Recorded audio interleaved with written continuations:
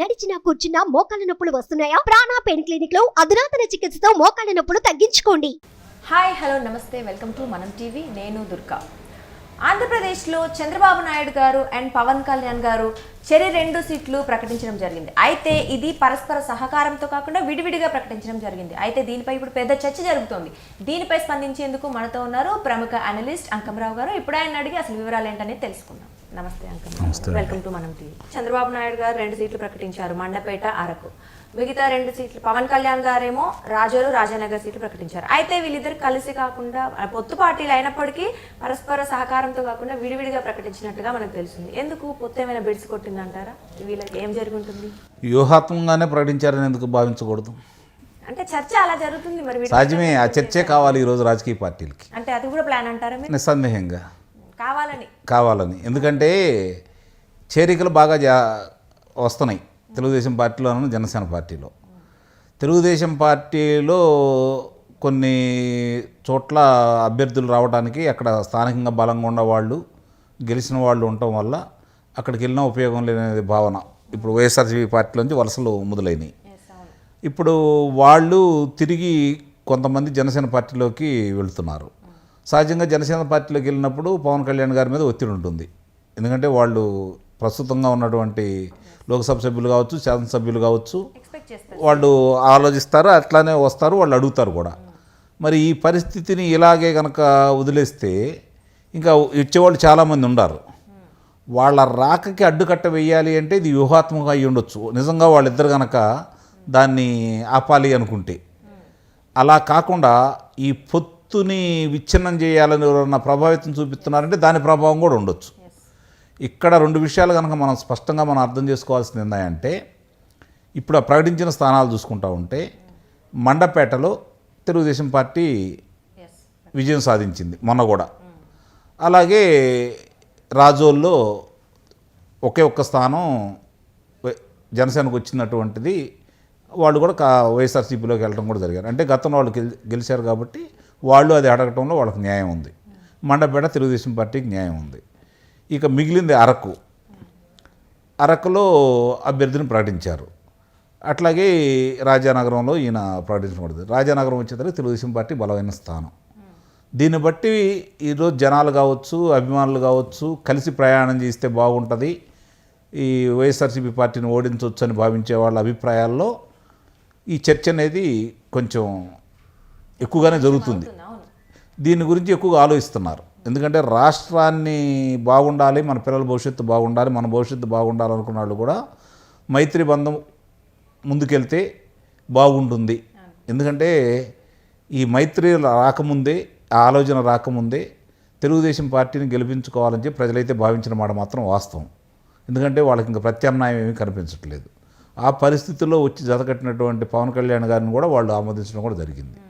కాబట్టి వీళ్ళిద్దరూ వస్తే ఇప్పుడు ప్రజల అభిప్రాయం కూడా ఎలా ఉంది అంటే, గౌరవప్రదమైనటువంటి స్థానాలు కూడా వైఎస్ఆర్సీపీకి రాకుండా చేయడానికి ప్రజలు కంకణబద్ధులై ఉన్నారు. వాళ్ళు తిరిగి మళ్ళీ వైఎస్ఆర్సీపీ పార్టీకి ఊపిరి పోసే విధంగా వాళ్ళు గెలిపించాలని అయితే ఎవరికి లేదు. ఎందుకంటే ఈ రాష్ట్రంలో వైఎస్ఆర్సీపీ పార్టీ అనేది ఉండకుండా ఉండాలనేది ప్రజలు భావిస్తున్నారు. విపరీతంగా వ్యతిరేకత ఉంది. ఎందుకంటే జరుగుతున్న ఈ 4 సంవత్సరాల 7 నెలల ఈ 28 రోజుల పరిపాలన చూసిన తర్వాత ప్రజలకు ఆ విధమైనటువంటి అభిప్రాయం కలిగింది. దానికి జరుగుతున్న పరిణామాలు కూడా చూస్తూనే ఉన్నాం. ఎందుకంటే ఏదన్నా అధికారంలో ఉన్న పార్టీలో వలసలు అధికార పార్టీకి వెళ్తాయి, మళ్ళీ తిరిగి అధికారంలో వస్తుంది అనుకుంటే. అది అధికారంలో రాదు అనుకున్నప్పుడే కదా ప్రతిపక్షాల్లోకి వెళ్ళేది. ఇప్పుడు ఆ వలసలు ఇటు వెళ్తూ ఎక్కువ అంటే వాళ్ళు అధికారం కోల్పోతున్నారని సంకేతాలు. దానికి తగ్గట్టు మొన్న ముఖ్యమంత్రి గారే స్వయంగా తన ఓటమిని అంగీకరించడం కూడా జరిగింది. మరి ఆయన యథాలాపంగా అన్నారా, మనస్ఫూర్తిగా అన్నారా అయితే తెలియదు, కానీ తన ఓటమిని ఆయన చాలా స్పష్టంగా ఆయన అంగీకరించారు. ఇన్ని దృష్టిలో ఉన్న తర్వాత ఈరోజు గెలుపు దిశగా ఉన్న వాళ్ళు ఈ విధంగా ఎందుకు మాట్లాడుకున్నారనేది చర్చ. మీరు అన్నట్టు అది చర్చ. అంటే అందుకే నేను దానికి 2 ఉదాహరణలు కూడా చెప్పాను. వాళ్ళు వ్యూహాత్మకంగా ఇద్దరు అనుకొని మాట్లాడుకొని ఉండొచ్చు సార్. అయితే వ్యూహాత్మకం అయితే అది పాజిటివ్గా ఏమి వెళ్ళదు కదా, నెగిటివ్. వీళ్ళకి ఎలాగో నెగిటివ్ అంటే విడిపోతున్నారా లేకపోతే వీళ్ళిద్దరికి పడట్లేదా అనేది తప్ప పాజిటివిటీ ఎక్కడ వస్తుంది దానివల్ల? ప్రజలు ఒక నిర్ణయానికి వచ్చున్నారు. ఇప్పుడు వాళ్ళు ఆ విధంగా మాట్లాడుకున్నారంటే ఈ వలసలు ఆపడానికి ఒత్తిళ్ళు రాకుండా ఉంటాయి కదా. నాకు తెలిసి ఇవన్నీ పై ప్రకటనలేమో కానీ ఇద్దరూ కలిసి ఒక నిర్ణయానికి వచ్చారు వాళ్ళు. ఓకే. ఎక్కడ ఏ స్థానాల్లో పోటీ చేయాలని చెప్పి వాళ్ళు రెండో విడత మాట్లాడుకున్నప్పటికీ ఒక నిర్ణయానికి వచ్చారు. ఈ వచ్చే వాళ్ళ ఒత్తిడి తప్పించుకోవడానికి జనసేన ఆ మాట మాట్లాడి ఉండొచ్చు కదా. చేరికలు ఎక్కువ అవ్వడం వల్ల డిమాండ్ పెరుగుతుండటంతో అలా చేశారంటారు. ఆ ఒత్తిడిని తప్పించుకోవడానికి ఆయన అట్లానే ఉండొచ్చు. ఈ ఒత్తిడిని తగ్గించుకోవడానికి చంద్రబాబు నాయుడు గారు కూడా అలానే ఉండొచ్చు. ఎందుకంటే చూసారా, వాళ్ళు ప్రకటించారు, వీళ్ళు ప్రకటించారు, ఈ వలసలు అయిపోతాయి కదా ఇప్పుడు. అంటే ఇక్కడ ఈ చర్యల వల్ల పెద్ద క్వశ్చన్ మార్క్ రేజ్ అవుతుంది కదా. ఇవన్నీ జనం పట్టించుకోరు. ఎన్నికల నాటికి ఏంటి పరిస్థితులు, ఎన్నికల ముందు రోజు కూడా పొత్తులు ఉన్న సందర్భాలు ఉన్నాయి కదా, ఎన్నికల ముందు రోజు పొత్తులు విచ్ఛిన్నమైన సందర్భాలు కూడా ఉన్నాయి కదా. కాబట్టి ఎన్నికల జరిగే క్రమంలో, ఎన్నికల జరగబోయే ముందు పొత్తుల్లో ఎవరున్నారు లేరని మాత్రమే ప్రజలు చూస్తారు. ప్రజల మనోభావం అయితే మాత్రం నిస్సందేహంగా ఈ రెండు పార్టీలు కలిసి ప్రయాణం చేయాలనే కోరిక ఉన్నమాట వాస్తవం. ఒకవేళ వాళ్ళు అలా కాకుండా ఒంటరిగా ప్రయాణం చేసినా కూడా తెలుగుదేశం పార్టీని తిరిగి అధికారంలో తీసుకురావాలని చెప్పి ప్రజలు ఒక నిర్ణయానికి వచ్చున్నారు. అందుట్లో ఎలాంటి సందేహం కూడా లేదు. ఆ విషయం ఇద్దరి అధినేతలకి క్షుణ్ణంగా తెలుసు. కాబట్టి వాళ్ళిద్దరూ వ్యూహాత్మకంగా ముందుకెళ్లారని అయితే నేను భావిస్తున్నాను. ఓకే, అయితే వ్యూహాత్మకం అయితే సరే మీరు అన్నట్టు ఓకే. ఒకవేళ కాదు అంటే మరి పవన్ కళ్యాణ్ గారు వెనుక ఎవరైనా ఉన్నారా? అంటే ఒకవేళ కాదు అనుకున్నాం అనుకోండి, సరే మనం చాలా మంది క్వశ్చన్, ఇది నా క్వశ్చన్ కాదు, పవన్ కళ్యాణ్ వెనుక ఎవరైనా ఉండి మళ్ళీ తేడా తెస్తున్నారా వీళ్ళిద్దరి మధ్య, లేకపోతే ఏదైనా జరుగుతుందా ప్లానింగ్? దానివల్ల నష్టపోయేది పవన్ కళ్యాణ్ గారే కదా. అంటే ఇప్పుడు తెలుగుదేశానికి వచ్చిన నష్టం అయితే లేదు కదా. తెలుగుదేశానికి వచ్చిన నష్టం అయితే ఏం లేదు కదా. ఇప్పుడు త్యాగం చేయాల్సిన తెలుగుదేశం పార్టీయే కదా.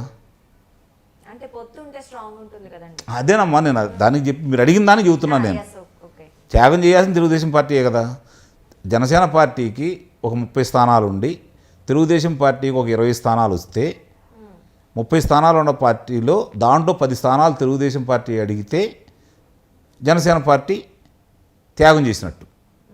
ఇప్పుడు తెలుగుదేశం పార్టీ ఉన్న స్థానాల్లో జనసేన పార్టీ అడిగితే త్యాగం చేయాల్సింది తెలుగుదేశం పార్టీయే కదా. 23 స్థానాలు ఉన్నటువంటి తెలుగుదేశం పార్టీ మొన్న గెలుచుకుంది. ఒక స్థానం గెలిచింది వైఎస్ఆర్సీపీ పార్టీ. కాబట్టి ఎవరు త్యాగం చేసినట్టు?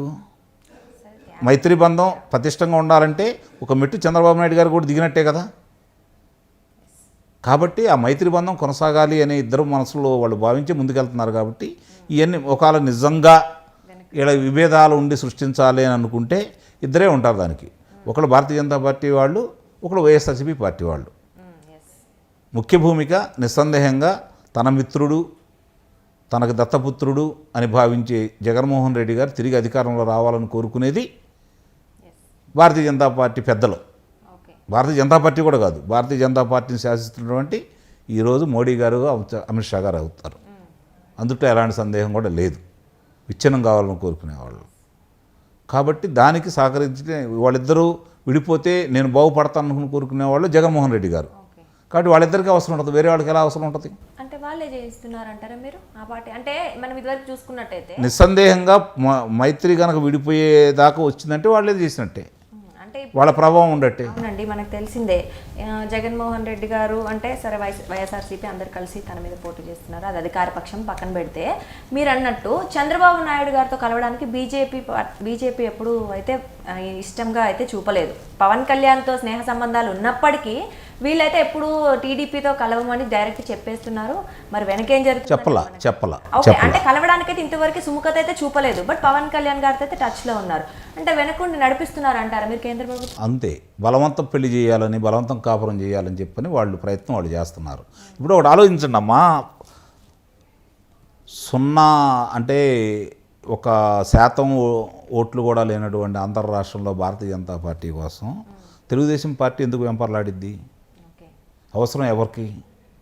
శాసనసభలోనూ, ఆంధ్ర రాష్ట్ర శాసనసభలోనూ, ఆంధ్ర రాష్ట్రం నుంచి లోక్సభలోనూ ప్రవేశం కావాలి అంటే దిక్కు మొక్కు భారతీయ జనతా పార్టీ, తెలుగుదేశం పార్టీ. కానీ మరి అది కేంద్ర ప్రభుత్వం కదండి, కేంద్రంలో అధికారంలో ఉన్నది కదా. రాష్ట్రంలో ఎందుకు లేదు? రాష్ట్రంలో లేదు. ఇప్పుడు 303 స్థానాలు వచ్చినాయండి దేశం మీద భారతీయ జనతా పార్టీకి. ఆంధ్ర రాష్ట్రంలో ఎందుకు రాలేదు? ఇక్కడ బలం లేదు కదా. అదే నేను అంటుంది. అంటే ఇక్కడ బలంగా ఉంది తెలుగుదేశం పార్టీయే కదా. కాబట్టి తెలుగుదేశం పార్టీలో కలవడానికి వాళ్ళు ఊళ్ళూరుతున్నారు తప్ప వాళ్ళతో ప్రయాణం చేయడానికి వీళ్ళైతే ఊళ్ళూరుతున్నట్టు మనకున్న సమాచారం లేదు. అట్లా అనుకుంటున్నారు అంతే.